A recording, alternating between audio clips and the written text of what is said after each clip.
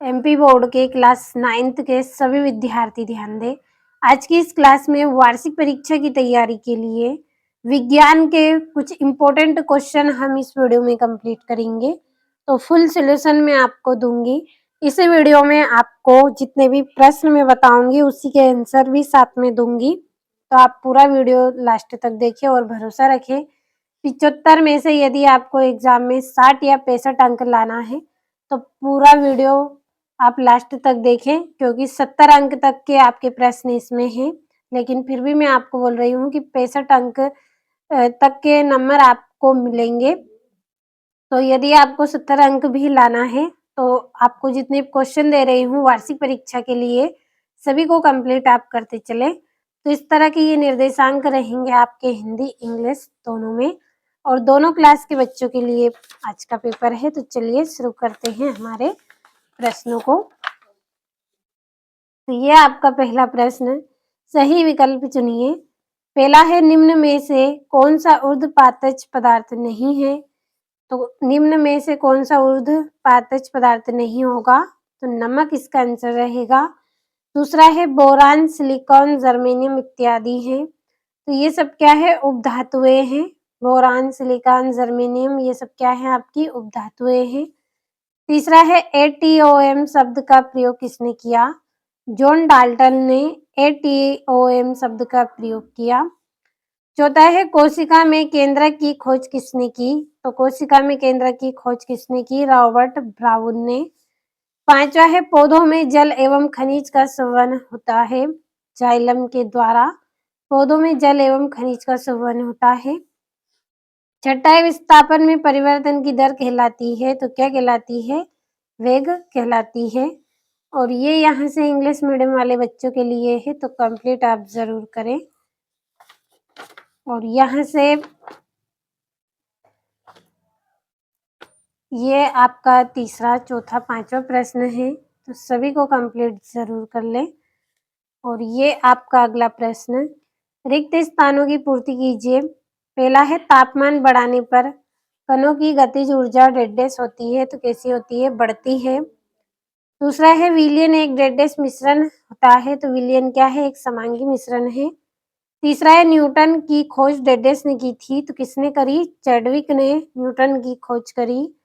चौथा है, पादप कोशिका की भित्ति डेडेस की बनी होती है। तो सेल्यूलोज की बनी होती है।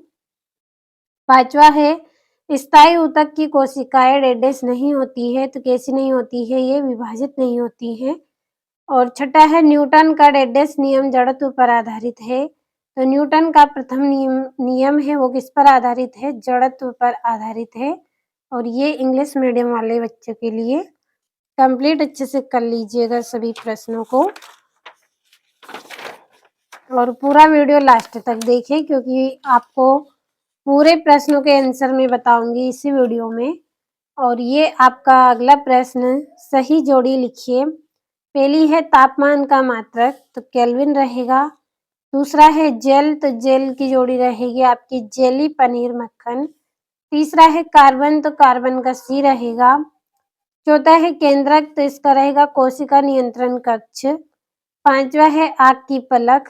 तो इसका रहेगा ऐच्छिक पेशी व अनैच्छिक पेशी। छठा है, दूध में शुद्धता की जांच। तो लेक्टोमीटर के द्वारा की जाती है। यहाँ से कंप्लीट करें। चौथा प्रश्न, एक वाक्य में उत्तर दीजिए। पहला है, हमारे आसपास द्रव्य कितनी अवस्था में विद्यमान होता है? 3 अवस्था में विद्यमान होता है। दूसरा है, एक ही प्रकार के कणों से बनने वाले पदार्थ को क्या कहते हैं? तो शुद्ध पदार्थ कहते हैं। तीसरा है, कैल्शियम हाइड्रोक्साइड का रासायनिक सूत्र लिखिए। तो CaOH2। चौथा है, किसी इलेक्ट्रॉन पर कितना आवेश होता है? तो 1.6 गुणित 10 की घात -19। पांचवा है, वेग में प्रति सेकंड होने वाली कमी को क्या कहते हैं? मंदन कहते हैं। छठा है, 2 अथवा 2 से अधिक फसलों का निश्चित कतार पैटर्न में उगाने को क्या कहते हैं? अंतरा फसलीकरण कहते हैं। आपका अगला जो प्रश्न है, और यहाँ से इंग्लिश मीडियम वाले बच्चे आप कंप्लीट कर ले, भर दिए हैं सभी के आंसर। तो यहाँ से आपको अच्छे से कंप्लीट कर लेना है इनको। अब बढ़ते हैं आप के अगले प्रश्न की ओर। तो सत्य सत्य है, टिक कर दिए हैं, सभी को आप पढ़ लीजिएगा अच्छे से और भरोसा रखिए इसी में से आपका पूरा पेपर रहेगा। और ये आपके जो 2-2 अंक के प्रश्न हैं, इनके आंसर मैं आपको इसी वीडियो में दूंगी। तो पहले प्रश्नों को समझ लेते हैं, फिर मैं आपको आंसर बताऊंगी। तो छठा है ऊर्ध्वपातन को परिभाषित कीजिए, उदाहरण भी दीजिए। सातवां है भौतिक एवं रासायनिक परिवर्तन के 2 उदाहरण लिखिए। और आठवां है समांगी मिश्रण, विसमांगी मिश्रण को उदाहरण से समझाइए। तो बढ़ते हैं 90वें प्रश्न की ओर। तो ये 90वां है रदरफोर्ड के परमाणु मॉडल की सीमाएं लिखनी है आपको। और 10वां है हाइड्रोजन के तीन समस्थानिकों के नाम व संकेत लिखिए। 11वां है रंध्र क्या है, कार्य लिखना है आपको। 12वां है रेखित तथा अरेखित पेशी में अंतर स्पष्ट कीजिए। 13वां है सदिश राशियों को परिभाषित कीजिए, उदाहरण भी देना है। और यहाँ से आपका अगला प्रश्न है बल का एसआई मात्रक क्या है, समझाइए। 15वां घर्षण से क्या क्या लाभ होते हैं। 16वां गुरुत्वीय त्वरण से आप क्या समझते हैं। और गुरुत्वीय त्वरण कैपिटल जी तथा स्मॉल जी तथा गुरुत्वीय नियतांक कैपिटल जी में आपको अंतर स्पष्ट करना है। तो जो 17वां प्रश्न है इसमें आपको स्मॉल जी और कैपिटल जी के बीच जो गुरुत्वीय नियतांक है उसमें अंतर स्पष्ट करना है। और 18वां है पादप कोशिकाओं तथा जंतु कोशिकाओं में अंतर लिखिए कोई 3। तो 3 नंबर का प्रश्न है। और ऊर्जा संरक्षण का नियम उदाहरण सहित समझाना है।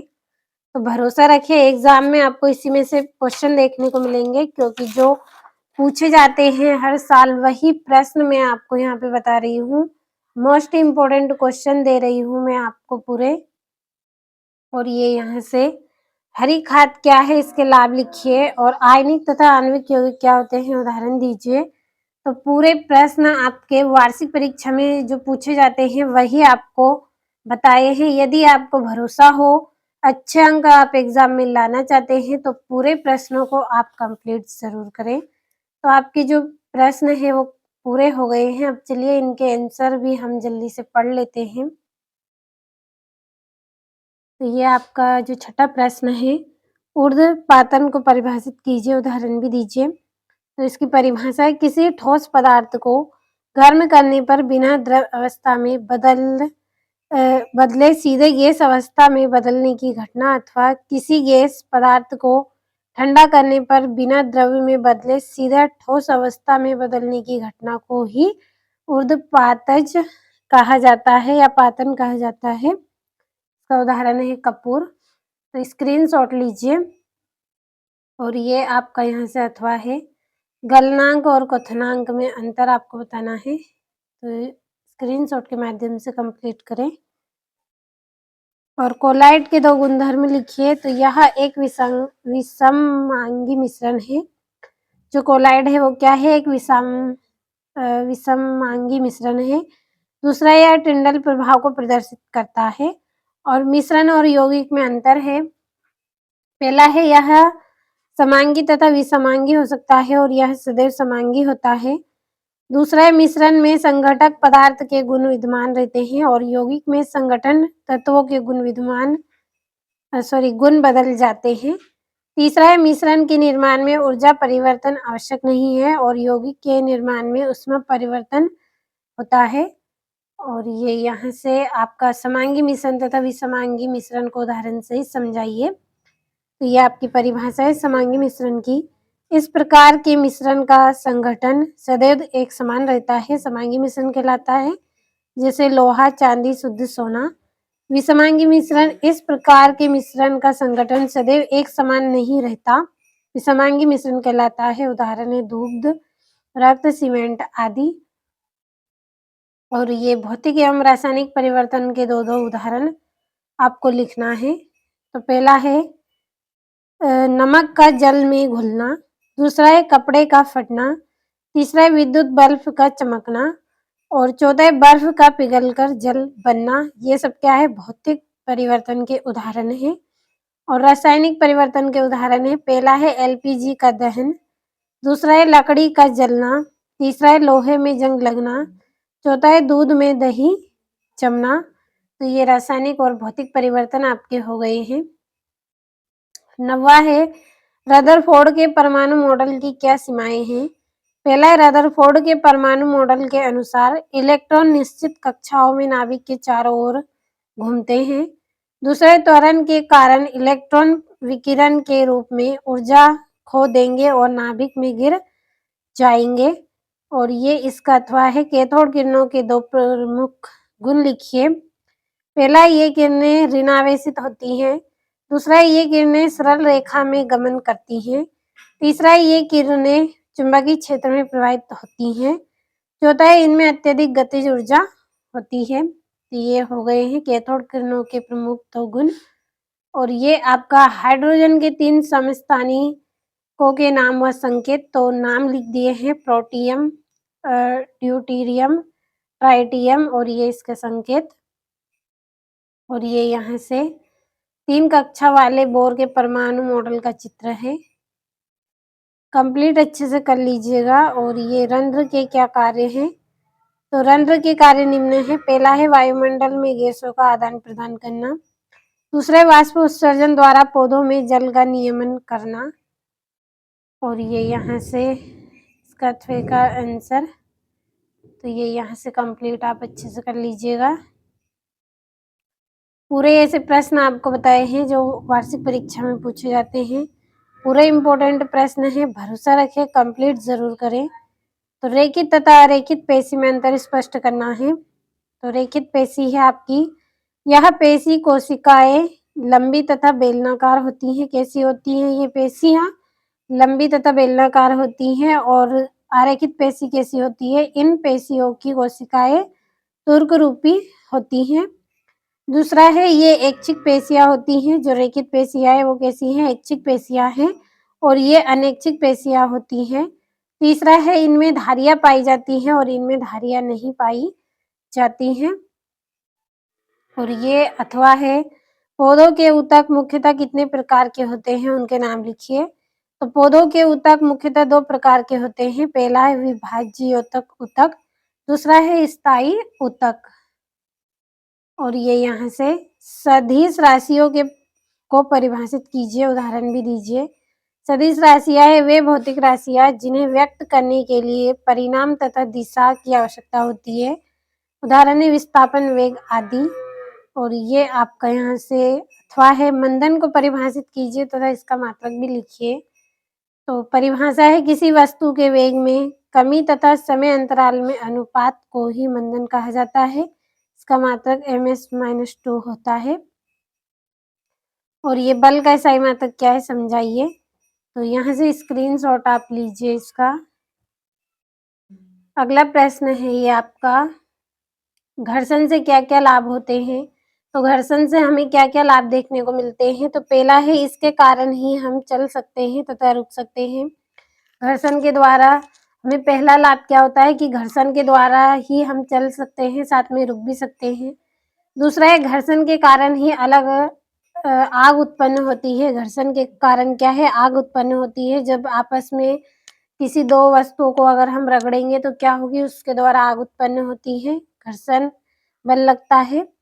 तीसरा है घर्षण के कारण ही हम लिख सकते हैं। घर्षण के कारण ही क्या है? हम कॉपी पर लिख सकते हैं या अन्य बोर्ड वोर्ड पर भी हम लिख सकते हैं। और ये आपका यहाँ से क्रिकेट बॉल को कैच करते समय अपने हाथ पीछे क्यों खींचते हैं जो क्रिकेट खिलाड़ी होते हैं वो, तो क्रिकेट बॉल को कैच करते समय अपने हाथ को पीछे खींचता है क्योंकि ऐसा करने से गेंद को विराम में आने तक पर्याप्त समय मिल जाता है। इससे गेंद के संवेग की परिवर्तन की दर कम हो जाती है तथा हाथों पर लगने वाला बल घट जाता है। इसके कारण चोट लगने की संभावना कम हो जाती है। तो ये यहाँ से कंप्लीट करें। और ये गुरुत्वीय त्वरण से आप क्या समझते हैं। तो गुरुत्वीय त्वरण को पढ़ लेते हैं। न्यूटन के गति के दूसरे नियम के अनुसार जब किसी वस्तु पर बल कार्य करता है तो उसमें त्वरण उत्पन्न हो जाता है। अतः पृथ्वी के गुरुत्वीय बल के कारण वस्तु में भी एक त्वरण उत्पन्न हो जाता है। इस गुरुत्वीय बल द्वारा उत्पन्न त्वरण को ही गुरुत्वीय त्वरण कहा जाता है। और ये यहाँ से इसका अथवा है। और ये आपका गुरुत्वीय त्वरण स्मॉल जी और कैपिटल जी में अंतर है।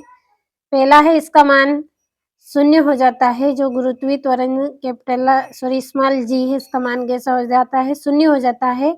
इसका मान शून्य नहीं हो सकता है।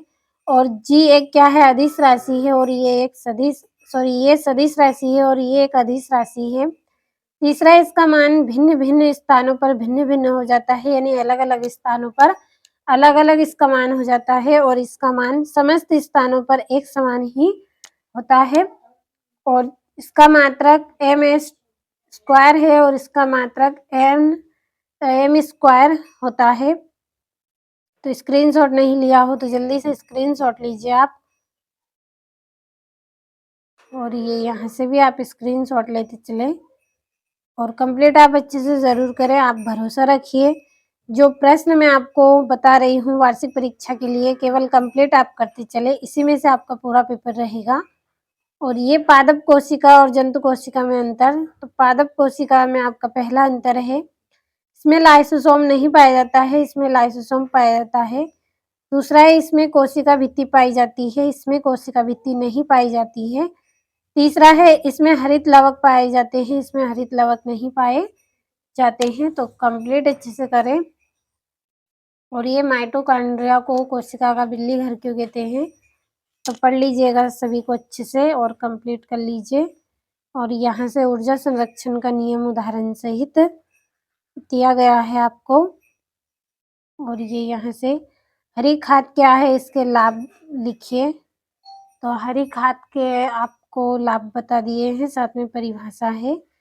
और ये इसका अथवा है आपका।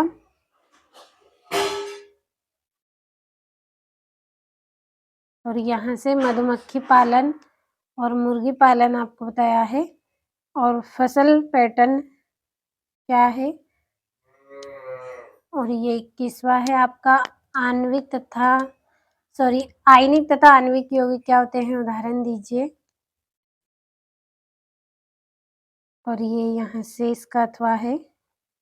निम्नलिखित यौगिकों में विद्यमान तत्वों के नाम आपको बताने हैं, तो ये नाम है इनके और संकेत भी है। और चाल और वेग में अंतर है। तो एकांक समय में चली गई दूरी को चाल कहते हैं, और एकांक समय में किसी निश्चित दिशा में विस्थापन वेग कहलाता है। और चाल क्या है, एक अदिश राशि है, और वेग एक सदिश राशि है। तीसरा, इसका मात्रक ms-1 होता है और इसका भी मात्रक ms-1 होता है। चौथा, इसका औसत मान कभी शून्य व ऋणात्मक नहीं हो सकता है, और इसका औसत मान शून्य, ऋणात्मक या धनात्मक हो सकता है। और दूरी और विस्थापन में अंतर। तो दूरी क्या है, एक अदिश राशि है, और विस्थापन क्या है, एक सदिश राशि है।